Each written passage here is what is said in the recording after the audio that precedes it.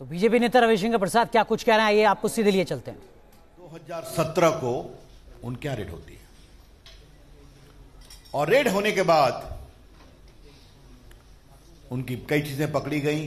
काफी बड़ा व्यापार है। आपने देखा होगा कांग्रेस के सारे एमएलए को संभाल कर रखने के लिए उनका जो बेंगलोर के बाहर जो उनका बड़ा सा मकान है, कैंपस है, वहां पर लोग आते हैं। उसके बाद उस रेड के दौरान, जरा शांति से बैठ जाइए कृपया करके, डिस्टर्ब मत करिए। श्रीमान D Shiv Kumar income tax के लोगों को एक लूज शीट भी पकड़ा देते हैं। उन्होंने पूछा कि ये क्या है? कहा कि ये एक डायरी के कुछ लूज पन्ने हैं। कहा आपको कहां से मिले? इट वॉज ए फोटोकॉपी, वो फोटोकॉपी थी, ध्यान रखिए।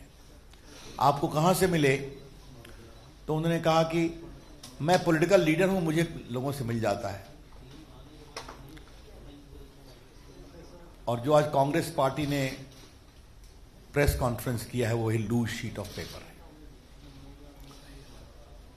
इनकम टैक्स डिपार्टमेंट ने डी शिव कुमार का स्टेटमेंट लिया और उनसे पूछा कि आप इसको ऑथेंटिकेट करते हैं? आपके पास इसकी ओरिजिनल कॉपी है? कहा नहीं है।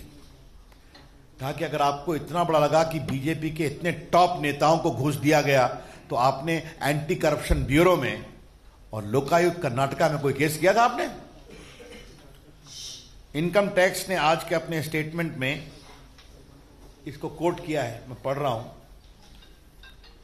इन response to the question as to why the said matter was not informed to ACB और Lokayukta of the Karnataka, Shri Dev Kumar has stated that as he does not know about the genuineness of the said loose sheets, he did not inform the same to the enforcement agencies. क्योंकि मुझे खुद इस बात का इल्म नहीं है कि ये जेन्युइन है कि नहीं है, इसलिए मैंने केस नहीं किया।